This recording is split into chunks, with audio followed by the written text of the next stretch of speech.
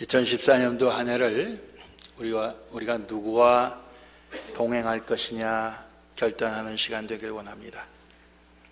동행이라고 하는 말이 영어에는 walking with, walking together, 누구와 함께 걷는다 이렇게 표현이 되어 있습니다.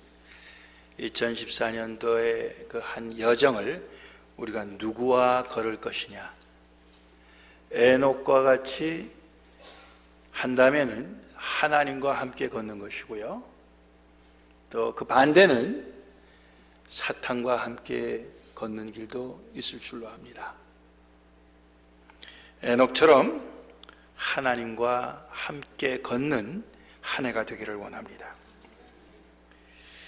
에녹이 하나님과 동행했다고 하는 말씀이 오늘 짧은 이 넉 절의 말씀 중에 2번이나 나옵니다.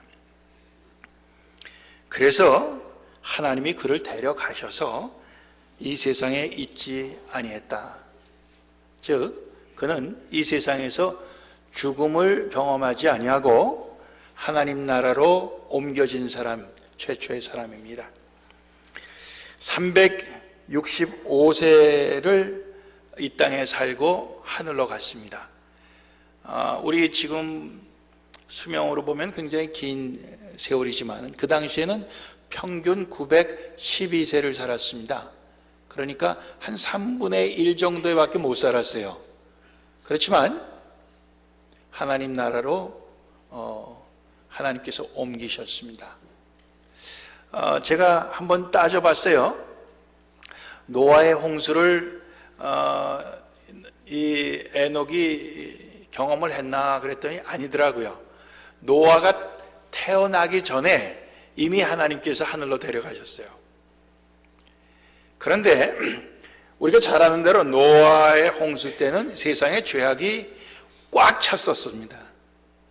그런데 에녹 시대는 어떠했느냐 보니까 이 노아가 600세 되던 해에 홍수가 났거든요. 그러니까 노아가 탄생하기 전에 벌써, 그러니까 굉장히 그 시간이 그 전인데 이 에녹의 시대에는 이 세상 사람들이 어떻게 살았나 보니까 유다서에 에녹에 대한 이야기가 나옵니다. 아담의 7대 손 뭐 이러면서 나오는데, 경건치 않은 사람들의 경건치 않은 삶의 모습과 경건치 않은 일과 뭐 여기에 대해서 하나님께서 심판하신다는 말씀이 나와 있어요. 그러니까 노아 시대보다 훨씬 전인 에녹 시대에도 세상 사람들이 경건치 않은 일을 하며 경건치 않은 방식으로 세상을 살며 경건치 않은 사람들이 많았다고 하는 것을 이야기하고 있습니다. 그런 속에서 하나님께서 자기와 동행하는 그 에녹을 하늘로 데리고 가셨다는 말씀이에요. 에녹이 하나님과 함께 걸었다, 동행했다고 하는 것이 구체적으로 어떤 삶의 모습이길래 동행했다 이렇게 기록이 됐을까?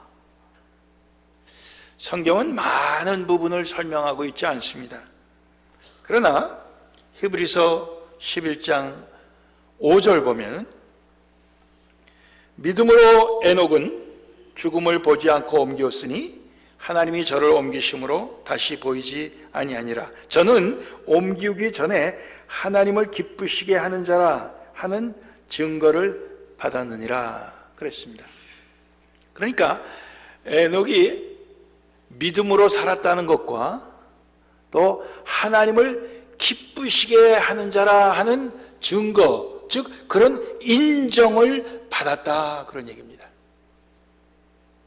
하나님을 기쁘시게 하는 자, 우리는 어렸을 때는 부모님을 기쁘시게 해드리려고 살다가 그 다음에 어느 정도 우리가 성장하면은 부모님보다도 친구를 더 중하게 여겨서 친구를 기쁘게 하려고 살다가 그 다음에 결혼 때쯤 되면은 우리의 배우자가 될 사람, 그죠?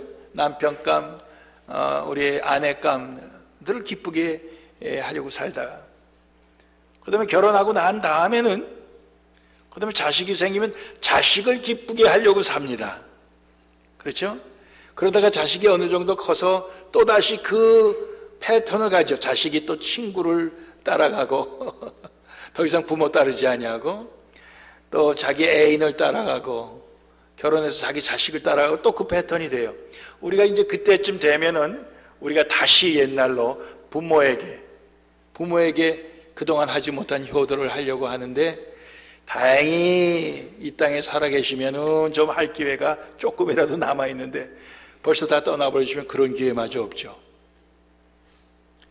그리고 또 어떤 사람들은 다행히 뒤늦게 철이 들어서 야, 그동안 아내한테 잘못했는데 아내한테 잘해야 되겠다. 남편한테 잘못했는데 남편한테 잘해야 되겠다. 이런 마음들도 들죠. 뭐 남편한테 잘못하는 사람들은 별로 없는데 아내한테 잘못하는 사람들은 저를 비롯해서 많이 있는 것 같아요. 예? 그래서 이제 좀 아내한테 잘해보려고 그럽니다. 예.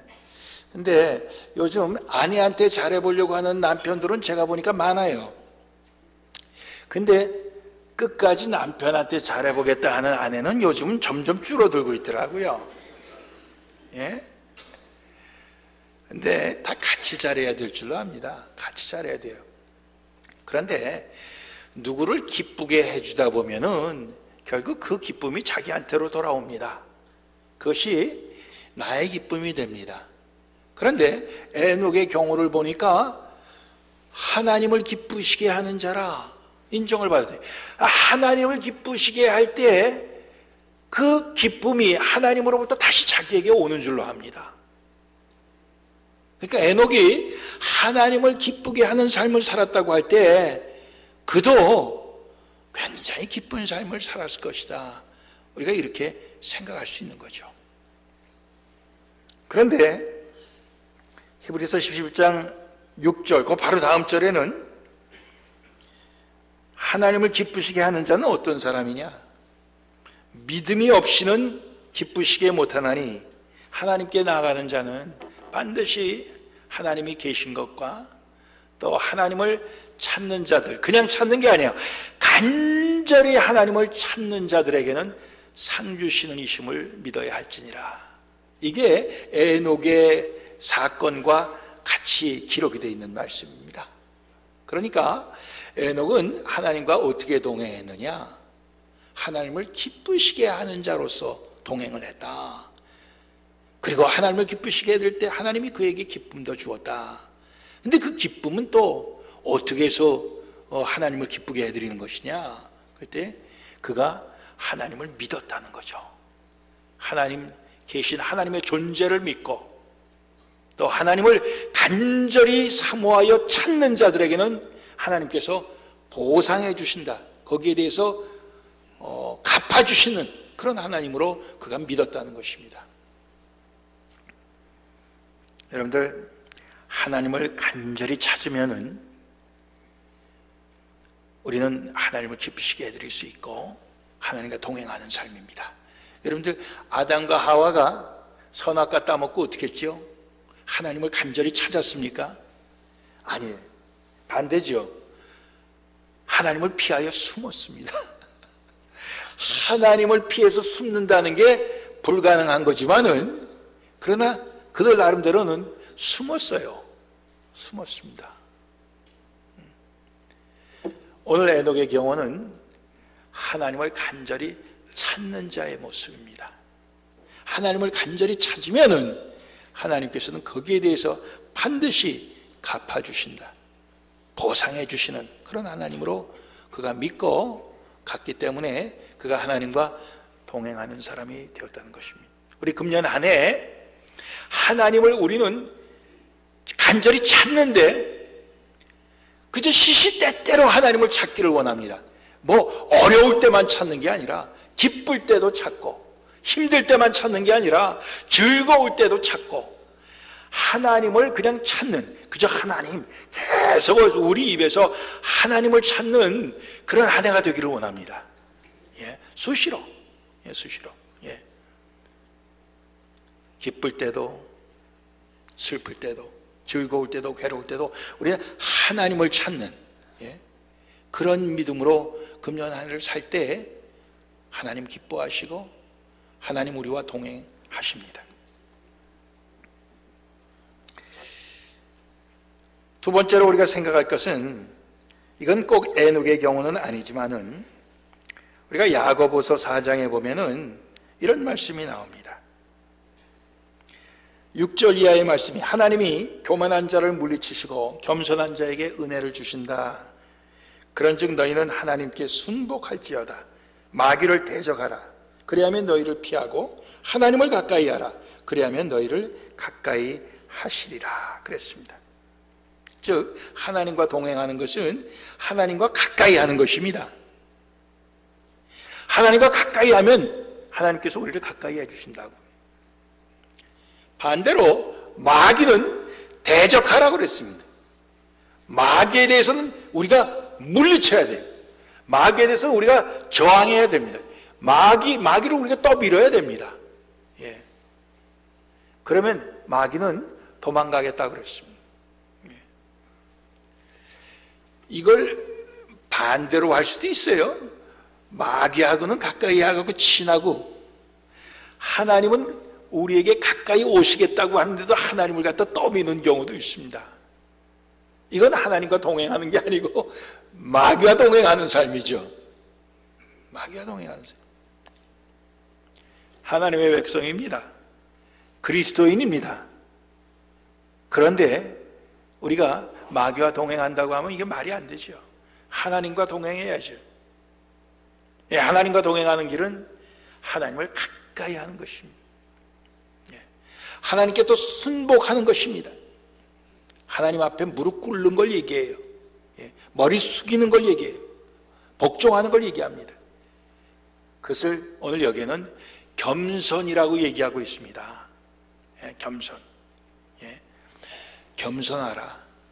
예, 그 겸손한 자에게 하나님께서 은혜를 주신다.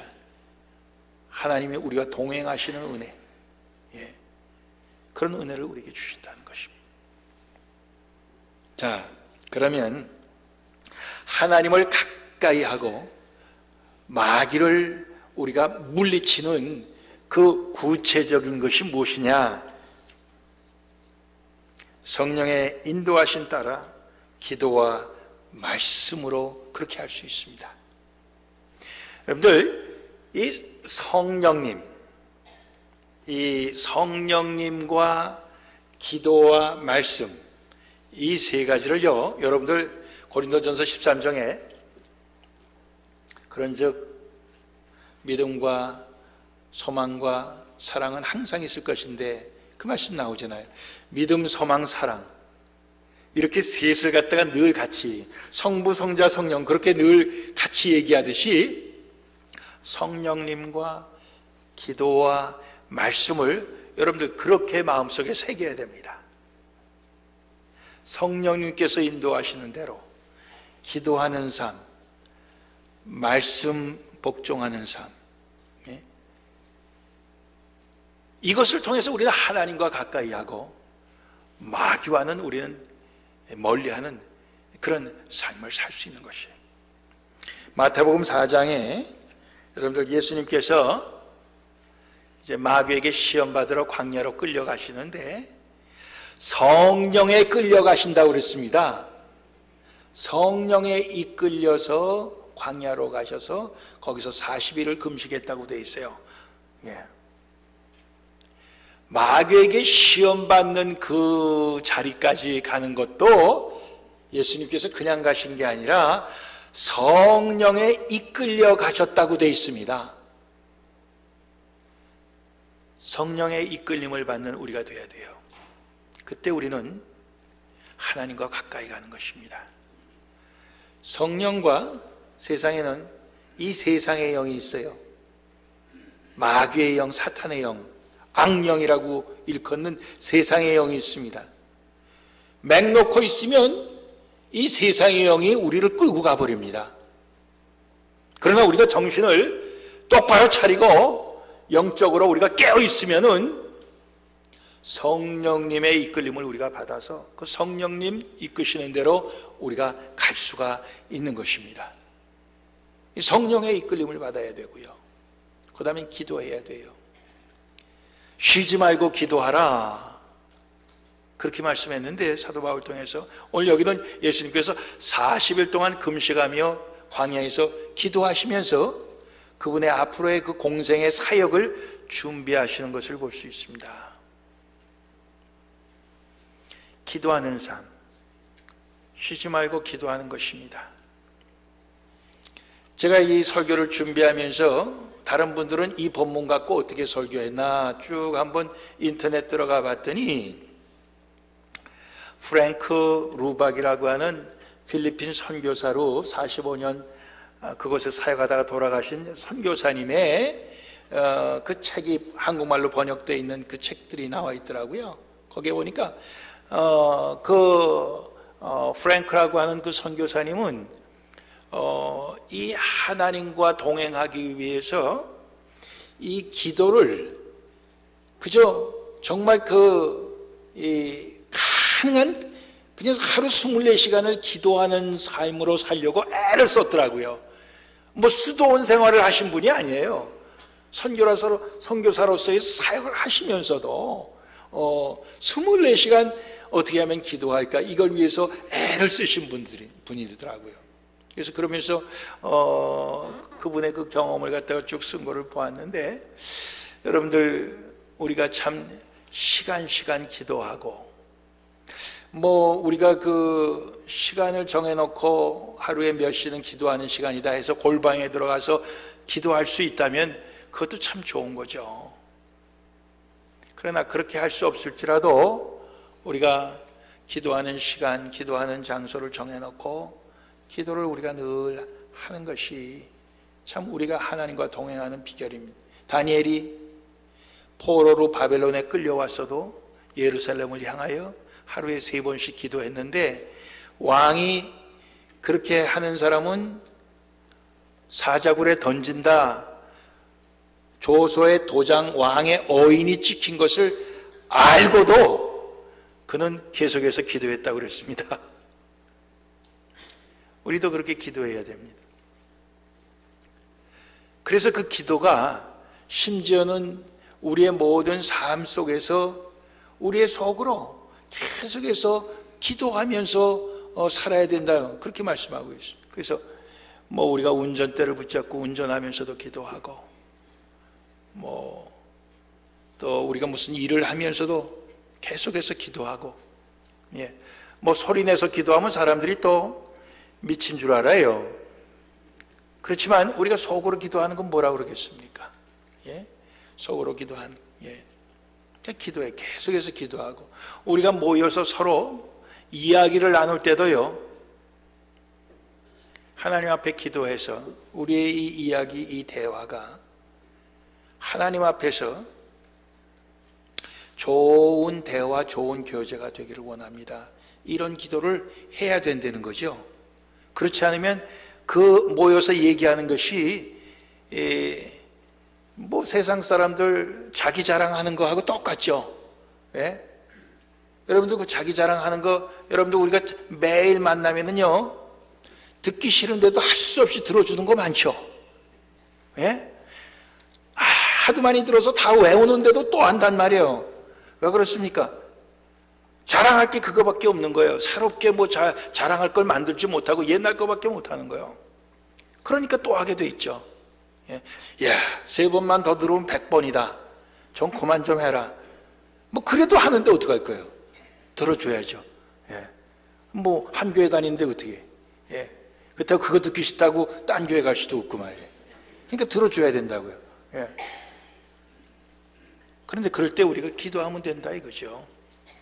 그렇게 할 수 없이 하게 되는 사람이나 그걸 할 수 없이 들어야 되는 사람이나 우리가 기도하면서 하나님, 우리의 대화가 좀 더 하나님 마음에 드는 그런 대화가 우리 가운데 있을 수 없겠습니까? 우리의 교제가 좀 하나님 기뻐하시는 그러한 교제로 좀 더 이렇게 발전하고 성장할 수 없겠습니까? 그런 기도 우리가 할 수 있는 거죠, 속으로. 그러라는 거예요. 말다툼, 싸움이 일어났을 때도 그 말다툼에서 누가 이기려고 하기보다는 하나님, 이 말다툼이 주님 안에서 어떻게 하면 빨리 끝나고 다시 평화를 회복할 수 있겠습니까? 그렇게 기도하라는 거예요. 그렇죠? 그게 하나님과 동행하는 것이는 계속 우리 하나님과 그렇게 아뢰면서. 그다음에 말씀이 있습니다.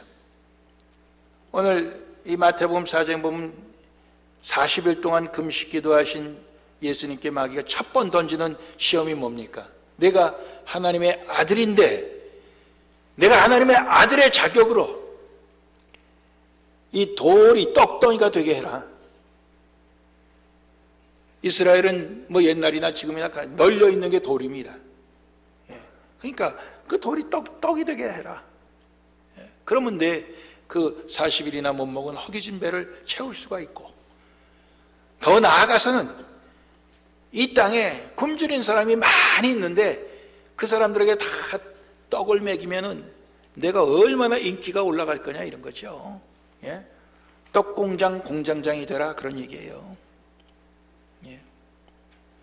근데 예수님께서 어떻게 말씀하셨습니까? 사람이 떡으로만 살 것이 아니요, 하나님의 입으로 나오는 모든 말씀으로 살 것이니라. 그 말씀의 배경은 뭡니까? 이스라엘 백성들이 40년 동안 광야에서 하나님이 주신 만나를 통해서 먹고 살았다는 거예요. 그들이 농사 져갖고 씨를 뿌리고 김을 메고 추수하고 그것으로 떡을 만들어 먹은 게 아니라는 거예요. 40년 동안 하나님이 매일매일 내려주신 만나를 통해서 먹고 살았다는 거죠. 그러니까 하나님 주시는 것으로 먹고 살아야지. 예, 그 말씀이에요. 그 말씀입니다. 그 말씀이에요. 우리가 시편 1편을 교독을 했습니다. 복 있는 사람은 악인의 꾀를 쫓지 아니하고 죄인의 길에 서지 아니하고 오만한 자의 자리에 앉지 아니하고 오직 여호와의 율법을 즐거워하여 그 율법을 죄하러 묵상하는 자로다 그랬습니다. 하나님의 말씀을 죄하러 묵상해, 틈틈이 묵상해. 예? 말씀 한 절 갖고 계속해서 외우고 또 외우고 그것을 생각하고 또 생각하고 이러면서 살아요. 예.